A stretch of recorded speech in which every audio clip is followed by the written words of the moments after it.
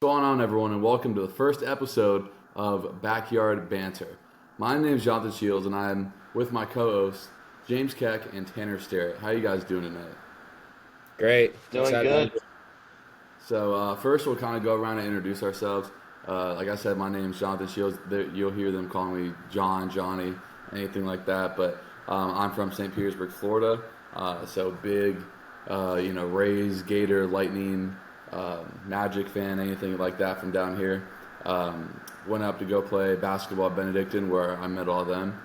Injuries didn't, kind of kept me back a little bit. So now I'm a student assistant on the coaching staff, and just have a love for sports media, and eventually that's what I want to go into. So that's where we all kind of have the same interests. So yeah, that's a quick little overview about me. I don't know which one of you two want to go next.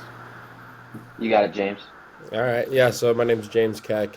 Going into my senior year, kind of crazy to think about. But yeah, Benedictine University, from DeKalb, Illinois, just about 45 minutes west of where we are at for school. I play men's golf.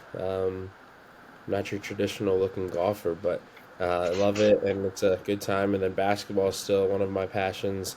Johnny and I are fortunate enough to work together on the men's basketball team, and just kind of excited to kind of put all three heads together. We kind of love sports equally, but big Bears fan, big Cubs fan, Blackhawks, Bulls, Notre Dame, go Irish baby, and a little bit of U of I in Illinois. So me and Tanner, we live together, so we got a good feud going. So, but yeah, that's it. All right, I'm Tanner Sterrett from Lafayette, Indiana. Play basketball, Benedictine. James is my roommate. We're in the apartment right now. I am at least, but favorite teams are the Cubs, Bears, big time Cubs and Bears, Purdue Boilermakers, and NBA. A little bit of the Pacers when they're good, kind of a bandwagon. So yeah,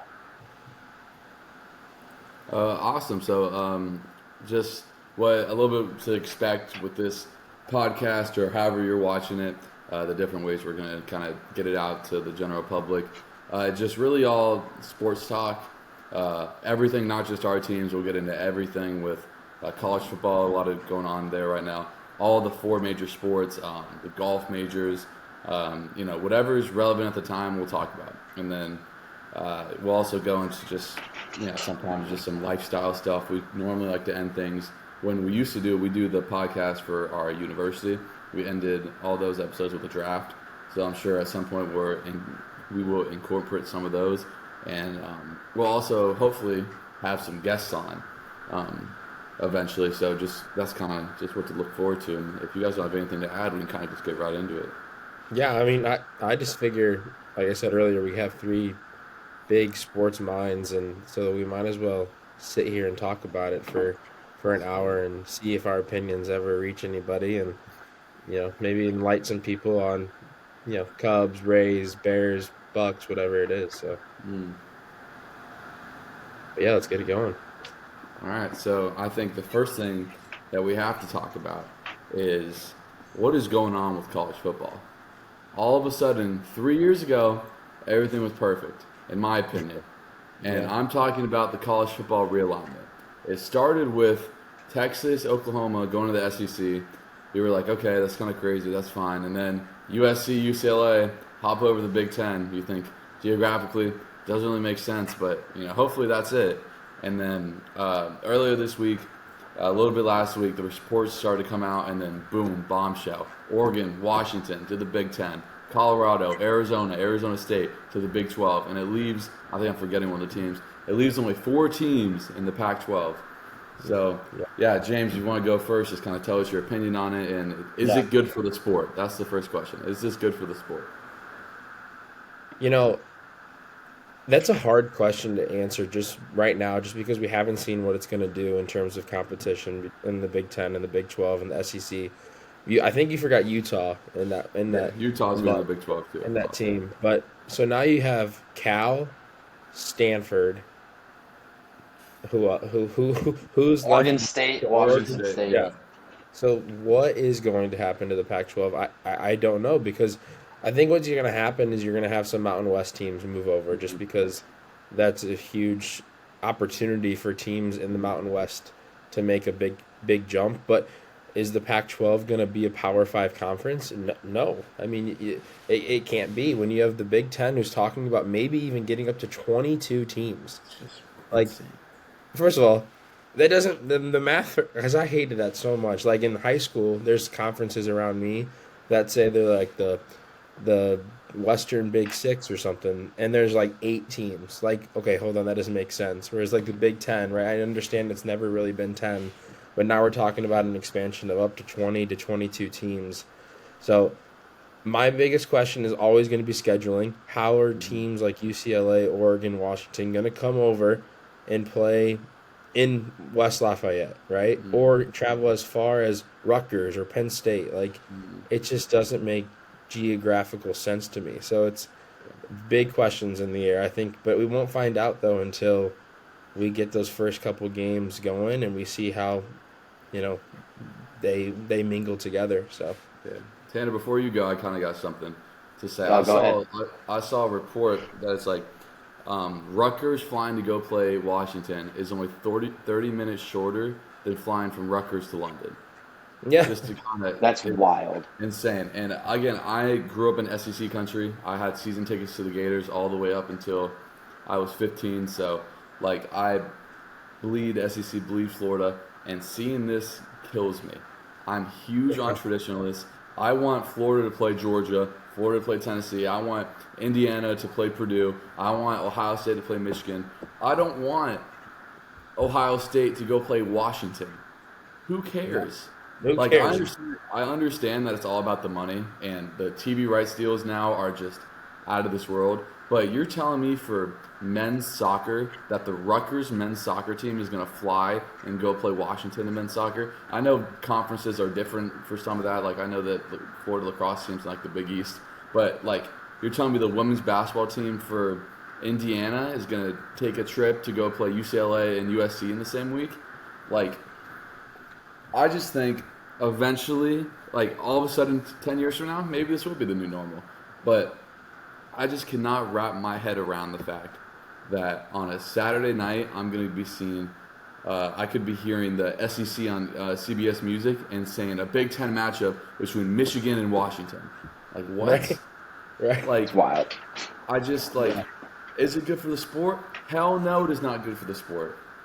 And again, I'm a traditionalist. It's hard to say being a traditionalist only being 20 years old. I'm not one of these 70-year-old Alabama fans. Roll damn tide, like. But I just think it is mind-boggling to me that that this happened, and this leads to the point that there needs to be a higher power in college football. There needs to be a president in college athletics, not the NCAA president, a president of college football that can veto this or do something like that. It's been a problem for a while now with all the NIL stuff coming. No regulations on that yet. Something will come sooner or later. But there needs to be some sort of head body in college football that can be like, this is asinine that Washington is going to go play Rutgers.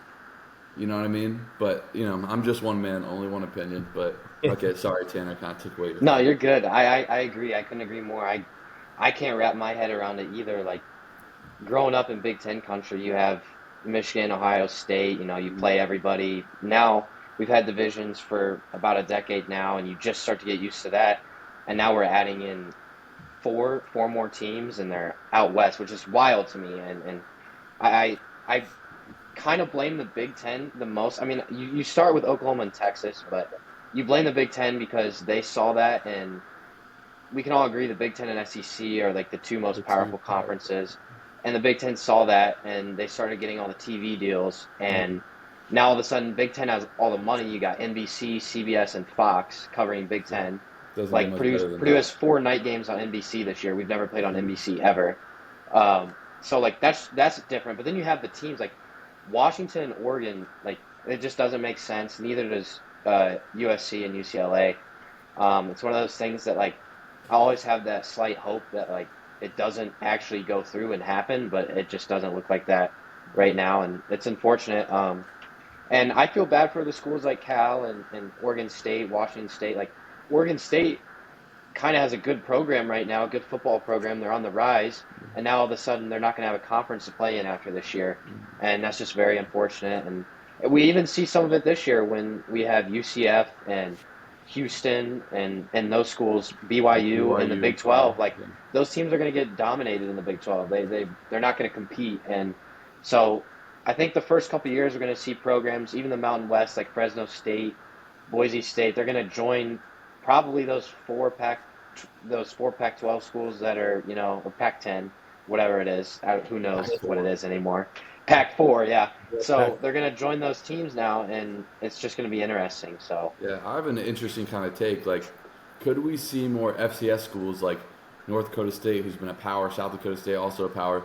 Could this slowly be leading to kind of the elimination of the FCS? yeah, You know what I mean? All of yeah, a sudden, 100%. Boise State moves up to from the Mountain West to the Big 12. If I'm the Mountain West, I'm going to grab North Dakota State. yeah, You know what I mean? Like, I don't know the rules and all that, if that can happen. I know James Madison kind of did it more recently, but like, will this eliminate the FCS and kind of just have more of a basket? Eventually, it's going to be like March Madness with this, and that yeah, kind of leads us to the next point. What happens to the playoff? Like, after this is a lot. I'm pretty sure this is the last year of the 14 playoff. It's going to yeah. 12 or 12. Like, what's going to happen? I saw a model that comes out. It's like um, SEC champ, Big Ten champ, Big 12 champ, and ACC champ immediately go to the semifinal, and then it's like third place in the Big Ten is the 10 seed, and it's just all that. So, I mean, what do you do now? And like, what are the divisions going to look like? Because like Exactly. right now, like I love Purdue in the Big Ten West. We just won it, and we're a program that thrives in a bad division. And now all of a sudden, you're going to add in USC and UCLA. Like Purdue's going to get dominated, or you're going to move us east to Ohio State, Michigan. So it sucks for like a program like Purdue or Iowa, who like they thrive in a division that's smaller and goes geographically. And now you're going to be playing powerhouses. And what's going to happen is these powerhouse schools, I think, are going to dominate even more, in my opinion. I think that will happen. I think the Ohio States and Michigans, they're going to thrive. And then you got Iowa, Minnesota, Nebraska, or maybe not Nebraska, but Northwestern. Like those schools, I think it hurts them. It hurts a school like Purdue in football. So it's kind of frustrating from that perspective, at least. So Yeah, I've got a couple different points just from listening to you guys. I The playoff, and you always think about it. I don't think there's a good way to find. I don't think there's a good way to find the national champion for football, because if you do basketball right, we all know what March Madness is. That is a bloodbath, right? That is truthfully figuring out who the best team is in the week in a 3 week, 4 week span. You can't do that in football, right? You can't expect a team to go in six more games after the season, right? So the four teams doesn't make much sense, but the 12 team makes, I think, even like no sense either, because like Johnny said, how are you going to figure out what conference is going to get more and who's going to decide who the the committee picks are? And then you look at a conference, and I think this is the most interesting thing, like the ACC, right? So the ACC, who hasn't added really anybody, hasn't really lost many people, and you have teams like Florida State who are really trying to get out of there, right? Clemson, North Carolina, like Virginia, all these schools, but they have contracts up until like 2035 or something like They're that. not going anywhere. They're not So going that anywhere. they're either going to pay millions upon millions of dollars just to go compete in a conference that already has 20 schools. So Florida State, I think, is the team that is going to get affected by this so much, and they're not even going to leave conferences, because I think they have been one of the first schools that have wanted to leave their conference in the last 5, 6 years, and now they're kind of in a spot where they missed the opportunity because. But at the same time, the SEC president just came out, I'm pretty sure, and said, "I'm my, you know, the ears are open. Whatever happens, happens." But Florida State, I don't think they can afford leaving the ACC financially, especially because they're tied down to a contract. But football is the biggest thing right now because that's kind of what's going on. But Johnny, I think you pointed out perfectly. When you have basketball, right? Let's say basketball, when they play Tuesdays and Saturdays or whatnot. Can you imagine being the person making the schedule to say, all right, Purdue, or hey, Rutgers, you're going to fly to Oregon, and then you're going to come back after that game on a Tuesday night, right? And then Friday you're going to fly and you're going to go play UCLA, right? Like I think schools and their programs could financially just take a huge burden. But when you talk about the FCS schools, the reason I don't think that will ever become a case is it comes all to money, right? Like a lot of these schools and their small conferences can't make the jump because they financially don't have enough money for even just media and broadcasting their games.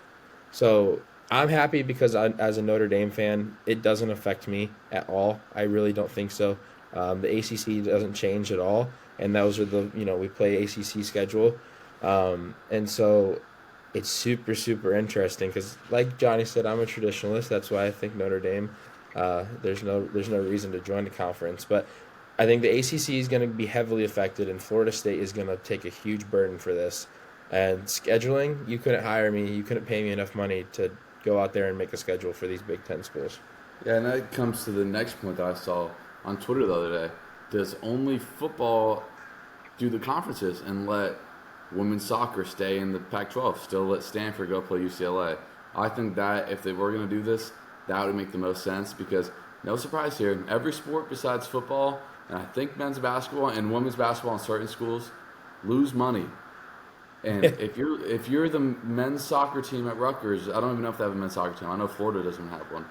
If you're the men's soccer team at Rutgers, if I'm the president, I'm not paying to go fly you out west 3 times this season. I'm not doing it when you don't make me any money. Nope. And look, I love all the sports that and I guess baseball could be profitable too, that it gives kids free education.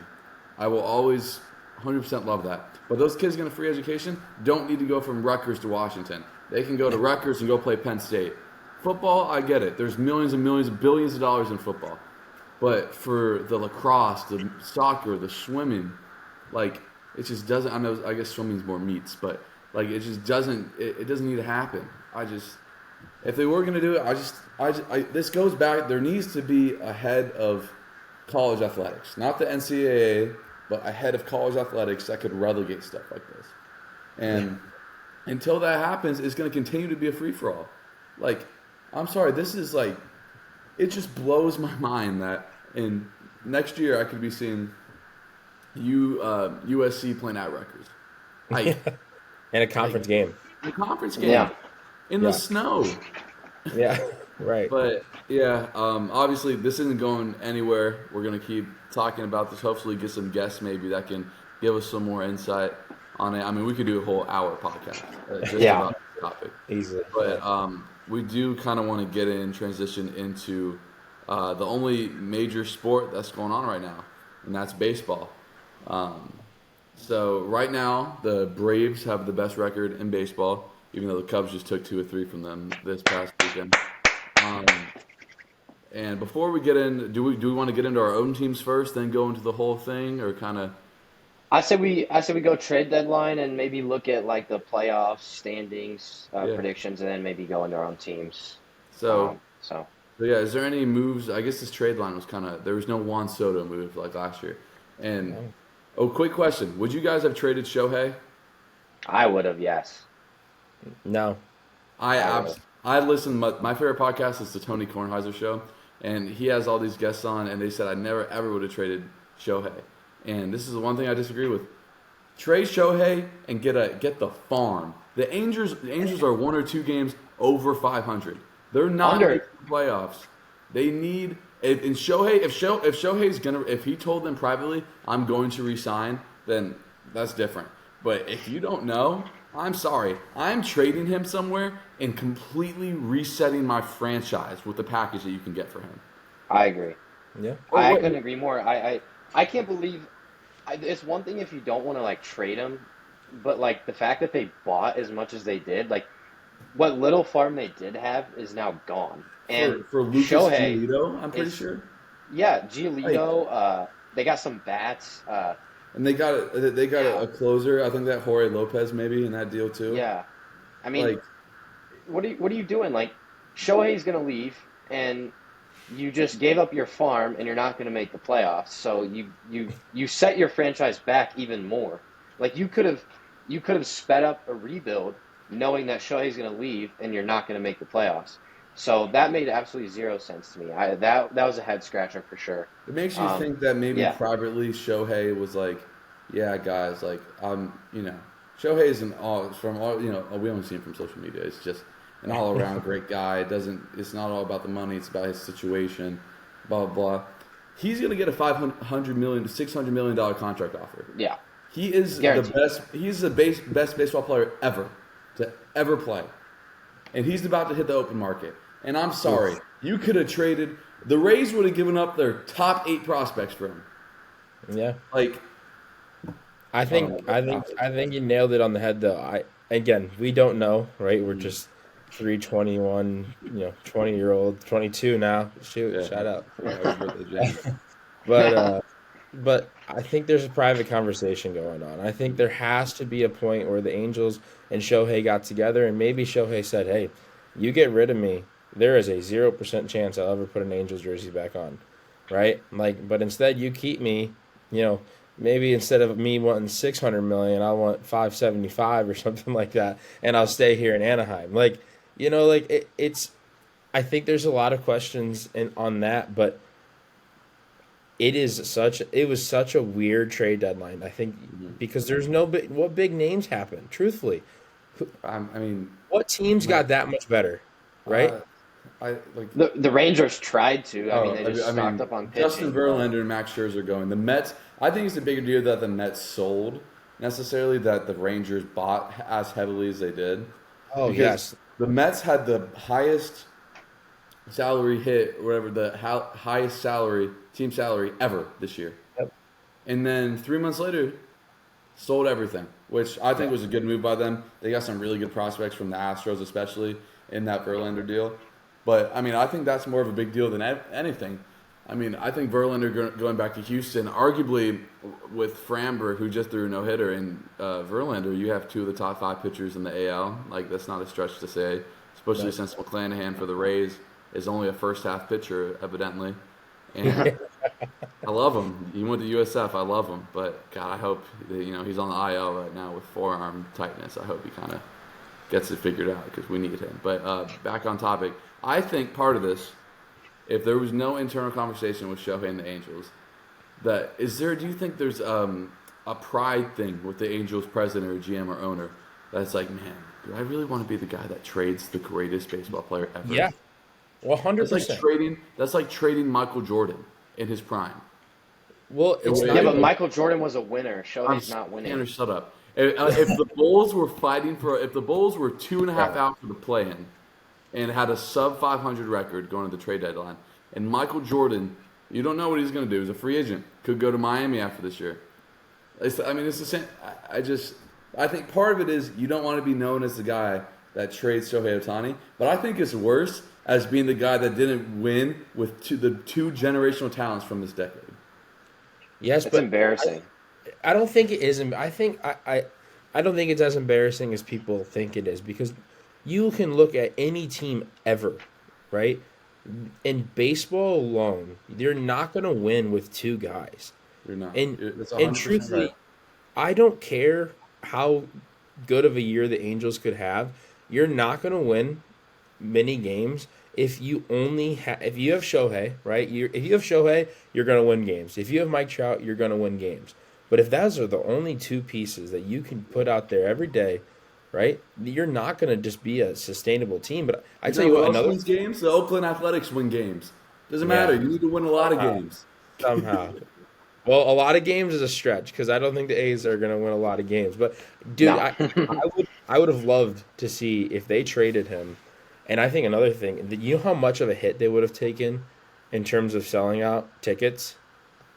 Because me and my buddies talk about it all the time. If somehow Shohei Ohtani said, I want to be a Cub, I don't think I could go to many Cubs games. I couldn't even imagine. Wrigley is arguably already the best atmosphere in baseball. There and all the other Boston, New York, all like those. Could you imagine if Shohei went to either Chicago, Boston, or New York? Like, No. or It's already LA, the $70 to Dodgers. go to. It was like $70 to go to the Cubs game today, right? Mm, So $70 to sit any like a nosebleed. You mm. add Shohei, and that's a team that's what three that game time there were Two and a three half games back above now, whatever 500. it is. Yeah. So you add a talent like Shohei Ohtani, who's either gonna go out there and throw 7 innings, probably give up 2 runs, or he's gonna DH and probably go 2 for 4 with a home run and a single. Like you add that onto your roster, me and Tanner aren't financially gonna be able to afford going to Wrigley. No, it's hard enough right Like, now as it is, yeah, you know. no kidding. So I think that had to go into some consideration. Like, hey, if we want to hit our quota for for attendance this year, we can't trade Shohei because they're Yeah, not just going to come for for Mike sure. Trout. So, Yeah, I mean, might even have to open the upper deck at the Trop if he can. oh Who shoot, knows? maybe. But I guess we can kind of transition into our own teams for a little bit. We tend to ramble a little bit, so we're gonna. Or do you have another thing, Tanner? I was just gonna mention real quick. Mm. I like what the White Sox did at the deadline. I know not a lot of people care about the White Sox, but Oh, I them like what they selling. did. I agree with you. I Yeah, I like agree them with you. selling, but I don't. There's two things I don't understand. I don't understand not trading Cease Hmm. because if you're gonna sell, you might as well get rid of Cease. And I don't like their philosophy of saying, "Hey, we're gonna win in 2024," because they're not equipped to win in 2024. Yeah, especially Yeah, after Tim That's just a Anderson got quick freaking thought. jawed last week. That we'll get to that later. We'll get to that later. sleepy. But yeah, so like I said, we tend to kind of ramble about our own team, so we're keeping it to 5 minutes each, and that goes for combined for you two about the Oh, Cubs. combined. Can we get like So six I in guess I three? won't. I won't take the whole 5 minutes, All right, but let's go.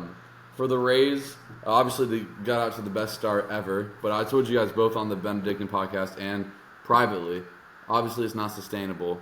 But if they stay healthy, I mean they have a chance to be incredible. Their injured list rotation would be a top 5 rotation in baseball. McClanahan, Rasmussen, Springs, Shane Boz. You don't even need a fifth guy after that. I mean, it Yeah, is just relievers otherworldly there. how the injury bug has hit them. And then obviously they're going to have a come down to earth month. They were like 6-16 in July, but now they're kind of starting to pick it back up, string together at bats. The the thing that worries me is they're in the best division ever. They're the second best team in the AL, and they're It's the 3 best. back in in their division. It's just It's insane. it's the best division by far, but I don't know if ever is like I okay like yeah, yeah. pre 2005. I don't really have much knowledge of baseball, so Sure. I can't tell you about the late '90s AL East with the Yankees and all that. But God, since I've really been paying attention to baseball, I the Yankees would be leading the AL Central right now. Like, all right, Whoa. at least it was last week. I'm just saying, like, I don't know. I'm officially worried because as it's matched up right now, they're 4-5 if they're the wild card. Guess who they play? Oh, the defending champion Astros. You somehow get through that. Oh, you're Who's going to massive? Camden Yards, which is going to be freaking rocking. And not to mention, Yes. the Orioles make it a 7 inning baseball game because they have the 2 best relievers in baseball. Yeah. Yeah. Like you have to beat him within 7 innings. At least Baptista. Odor's kind of fallen off. Not fallen off. He's still incredible. But Baptista is, in my opinion, the freaking Cy Young of the AL. But for the For sure. Rays, Yeah. it's all on the first three to four hitters in their order. Yandy Diaz is one of the best hitters in baseball. Randy has gone nowhere. He went from hitting 290 to 250 after the All Star, him being an All Star, and Wander and Brandon Lau. If those 4 are contributing, the Rays with their rotation and bullpen still, even after having the top 5 rotation on the injured list, can still win a World Series. Anyway, I'll go first, Easter. Okay. I'll let you close it out. I just have to comment. So don't start my clock yet because I'm not gonna talk about the Cubs yet. But I, from day one, did not think the Rays were a World Series fighting team. I don't think your lineup is good enough to win a World Series. I think that's the thing. I think pitching wise, yeah, but every team goes through an injury problem with pitching. But I just never thought your lineup per se was yeah, good enough. there's teams that go through problems. There's not teams that are just completely Right. mutilated by injuries. Correct. No, and you guys have been. It's been an unfortunate. I mean, you hate seeing. And you say the lineup. I'm gonna just say one thing, and I wouldn't know these names either, but Harold Ramirez is hitting over 280. Luke Raley is hitting over 270. So Yeah. the lineup is still a top 5 offense in baseball. Could it disappear in the playoffs like it always does? Probably. Yeah. But, saying the lineup isn't deep enough, I would say is not necessarily correct because Josh Lowe and Jose Siri are 7 and 8 hitters. Josh Lowe has right about 70 RBIs. Jose Siri has 21 home runs. So I'm a big Josh Lowe guy. You know that. You're good. we love Josh Lowe. Don't What get me about love it. Brandon started. Lau? He Come threw on now. he threw James the ball. I'm the only Tampa fan that loves Brandon Lau. Everyone wants to trade him, get rid of him. I think Brandon Lau's freaking awesome. He's got some But pop. I'm He saying does. one Out through of eight. nowhere. Yeah, I know. Yeah, he heats up. When he heats up, he's very good. 1 through 8, even Jose Siri strikes out all the time. So 1 through 7, sometimes the pop from the 8 hole is, I mean, it's not as bad as it's been in year past. Is it as good as the Braves, the Rangers, the Astros? No, but could this Rays team win a World Series? Yes. Yeah, I mean, obviously that's anything can happen. Obviously, we know the game of baseball. I think when you're fighting in the AL though, and there's just teams like the fact that the Astros are in second place, I think the Astros 100% are capable of Yeah. running the tables and winning again. I And think, there's I think you can make the no argument they'd be the favorite going in. 100%. The way they're playing right now, the way they're starting pitching is pitching, the way their bullpen's coming out and just shutting people down, their lineup scoring runs, like they're a heck of a team. But I'll get into my opinion on the Cubs. I think I love the moves we made. I tell you what, this was one of my favorite trade deadlines to watch because I'm excited that the Cubs decided not to sell.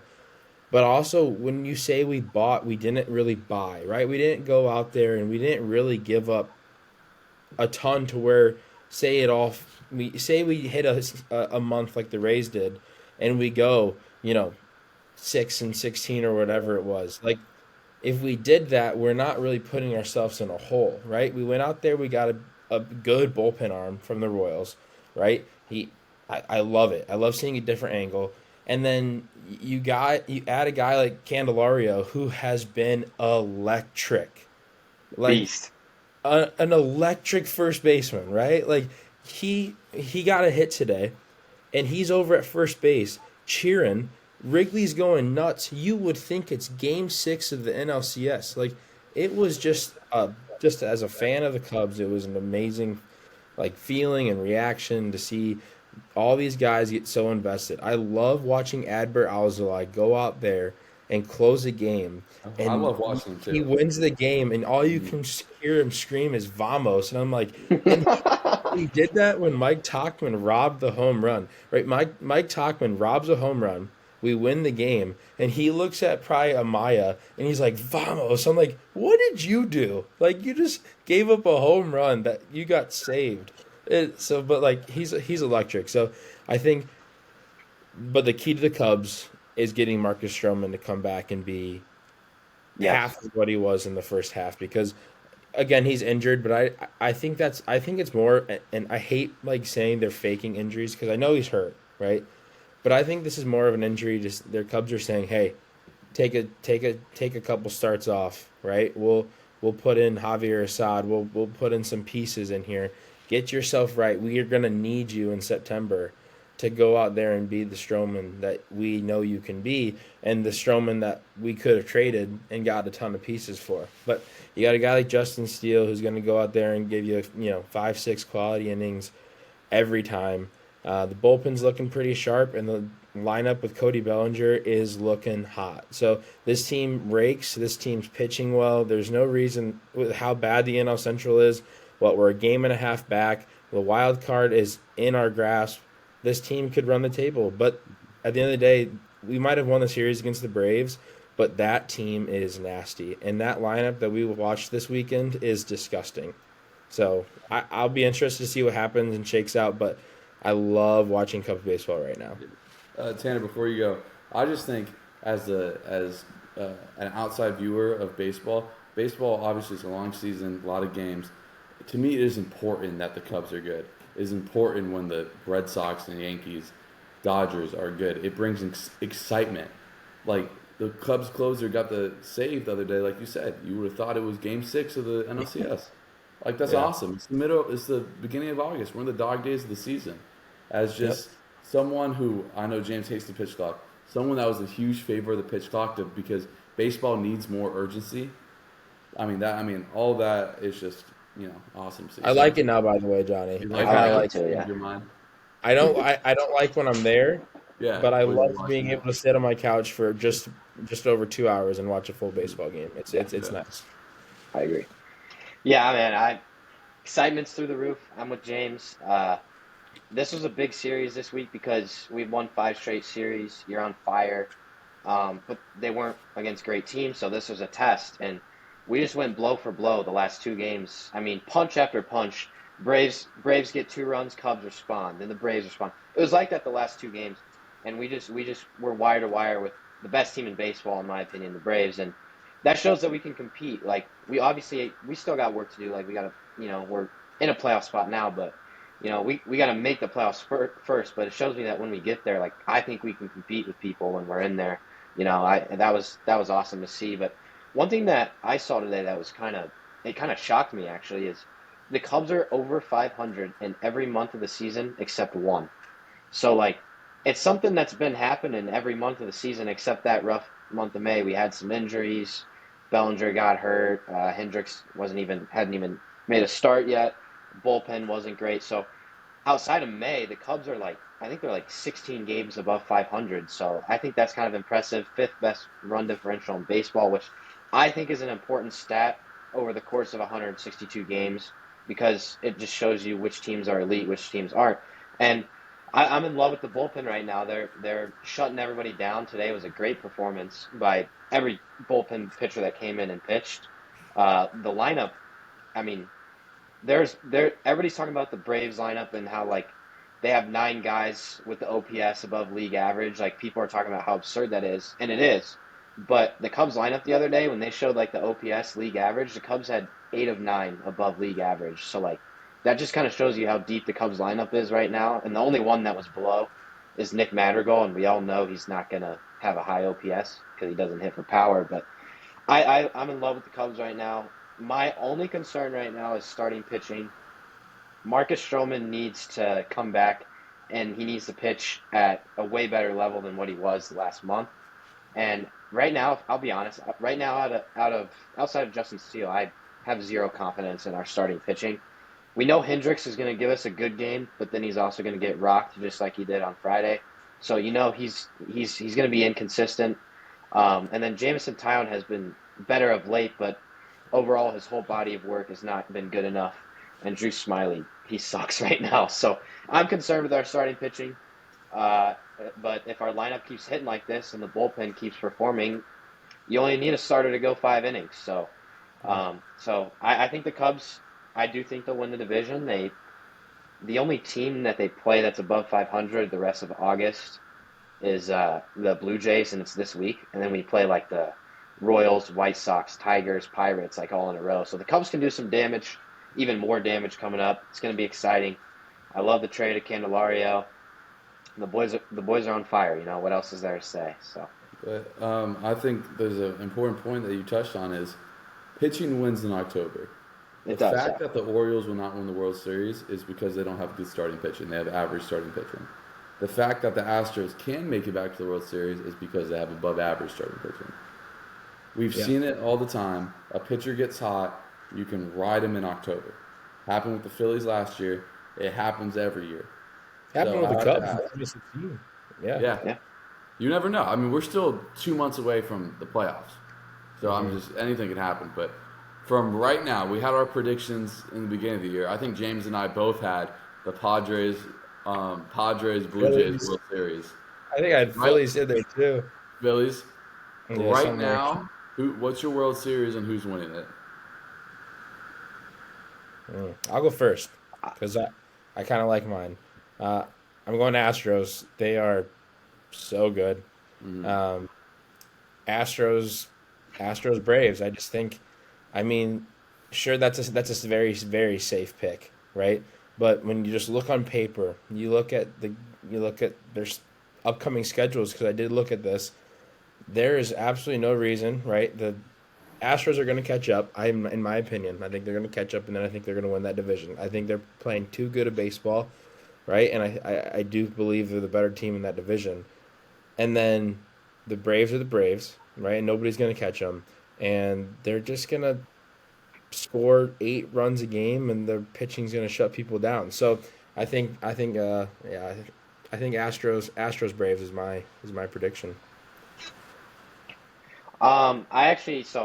I did full record predictions for every team for the season, and then my standings and playoff predictions, and I kept them up. And just real quick, in the American League, I have three of the six. I have three of my six playoff predictions. Three of them are in a current playoff spot, and a fourth team, the Mariners, are closing in on one because they're on fire as well.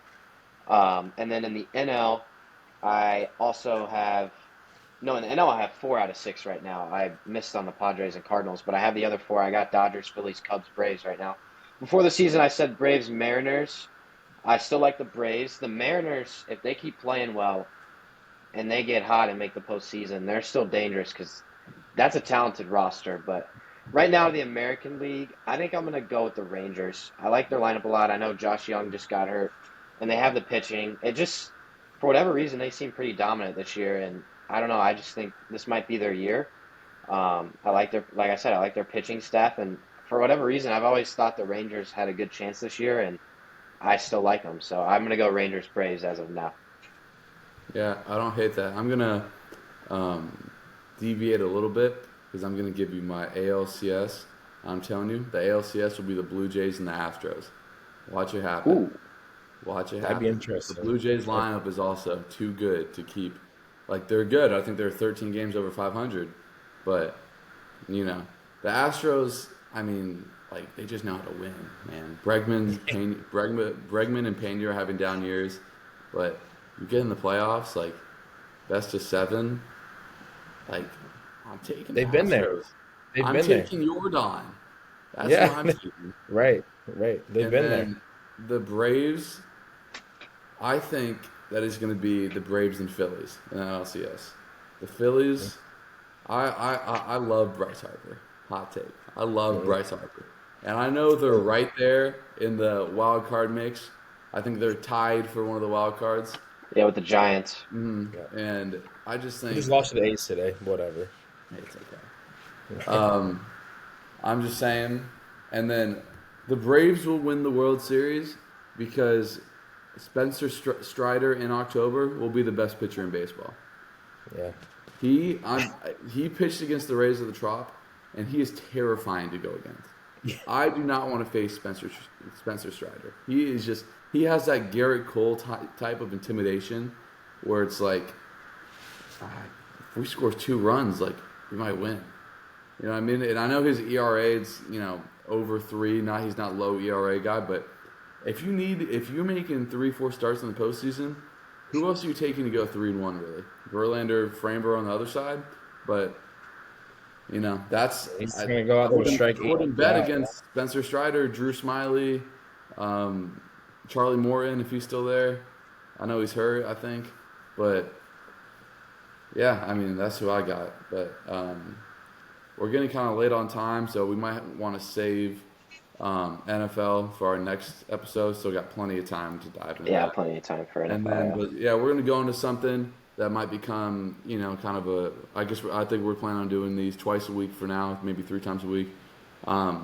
Just so far, what's been a legendary moment from the week is a legendary thing that happened in the week, and a moment that someone was, as we like to say, inept or in shambles. In Those are 2 big shambles. words that you'll hear as you continue to listen to the podcast. Tanner, you're eager to go. I Eager to go I'd first. like to go Let's first. steal What was everyone. your No, legendary I'm not moment stealing of the week? anybody's. I promise, I'm not stealing anybody's. Legendary moment of the week. I'm not sure how many people are into boxing. I don't even like Jake Paul, but when you roll in on a tank as an underdog Yeah. and you beat Nate Diaz, Yeah. that's kind of legendary right there. I mean, that No, was it is. kind It of is. It that is was cold pulling absolutely up in a legendary. tank. I don't like Jake Paul, but I mean it takes some balls to roll up in a tank as an underdog, and then to actually pull it off in the ring. So I like that. In shambles this week, I'm going to go U.S. women's soccer. Yes. That is just ridiculous. You can't, like, first of all, you're heavy favorites and you lose like that. And actually, I have two in shambles. The second one's Megan Rapinoe. Uh, for as big as a voice she's been, and against America and whatever. Not to get into politics, but she's just been too loud, and she is the one that messed it up. And not only did she mess it up, she played awful the whole World Cup. And honestly, like, I can't believe I'm saying this as an American, but it was kind of funny to see him lose like that. So, in shambles, U.S. women's soccer. All right, I like it. Johnny, can I go? Just Yeah, so please you go. don't take mine. Please go. Like, because in shambles is Tim Anderson. Tim 'Cause Anderson he is is an sleeping. absolutely utter shambles. I mean, he's sleeping. Like, I just saw the angle today. Like, I saw the punch, whatever. I saw him walking off the field today for the first time. That was, I think, the worst part. Like, he truthfully got knocked out. Like, he was sleeping, like, truthfully sleeping on the field. So, and you know what? I love Jose Ramirez. I always have, but now that guy's king. Like, that guy, he's king. So, it was, that was a very, very funny moment. But I, in terms of like legendary, I mean, there hasn't been anything crazy, so I'm just gonna be a fanboy here. I think the weekend series of the Cubs, I think it's a huge moment because it shows that, we lost the first game, what, 8-0, and all Twitter was saying is, oh, here we go. This is the team this is what happens when you play good teams. Well, you know what? We came back and we won 2 games against 2 quality starters, and this team's electricity. I forgot that point. When you have Christopher Morel after a game in his press conference, and you watch him, he makes everybody who's not a Cubs fan become a Cubs fan because he's so engaged, and they all want to win so bad. So this weekend series against the Braves is the biggest thing that is going to propel the Cubs moving forward. So I think it's a legendary moment. Mm-hmm. Like that. I'll go shambles first. Has to be the Pac-12. Remnants of it. I mean, again, it breaks my heart to see it. I love the Rose Bowl. And now, like, what are they going to do with the Rose Bowl? I love seeing the Pac-12, Big Ten. I mean, I guess it's just going to be the Big Ten now and taking all their people. But, so yeah, I mean, we talked about that a lot earlier. Don't really need to go into much detail. But Pac-12 or Pac-4 now, definitely in shambles. Like, what do you think the commissioner of the Pac-12 is doing right now? Crying? Getting probably? fired. Applying for a new job. Getting fired. Applying Looking for a at new a job. Walmart Corporation job. But legendary moment. I'm not gonna go mainstream sports. I'm gonna say this is a legendary moment. Starting this podcast, it's gonna be a lot of fun. Whoever listens, I just like talking ball with you guys, and hopefully, who knows? Maybe we'll get more than just our moms listening. But Maybe my dad will tune in. a lot of fun this first episode. I mean, it's only going to get better. Hopefully the camera quality is better than what I'm looking at on my screen. I agree. Hey guys, a lot of fun. I'm looking forward to a lot more of these. Yeah, let's do it. We'll figure out what we're gonna do. I mean, it's the first episode, so it's trial and error and figure out, are we gonna be able to do 2 episodes a week and everything like that. But I think this was a heck of a start, and as football season rolls on and baseball gets to an intense point, the best part of the sports year coming up. Fire podcast coming up. So but, a little side note also, I think we're only going to be over computer screens for 3 weeks, and then we'll be in person. 2 weeks now, I think. 2 weeks, yeah. So we'll be in person. 18 days, a little under 2 weeks. Then we'll be in person, better quality. But we're going to reach out to maybe some of our contacts, try to get some guests on, some maybe higher named guests that know what their specific sport a little better than we do. But I mean, just a lot to look forward to. So, everyone, if you made it this far, thank you for listening to us ramble for 50 minutes. But we hope you guys have a good day and a good week. Thank you. Yeah, we'll see you guys.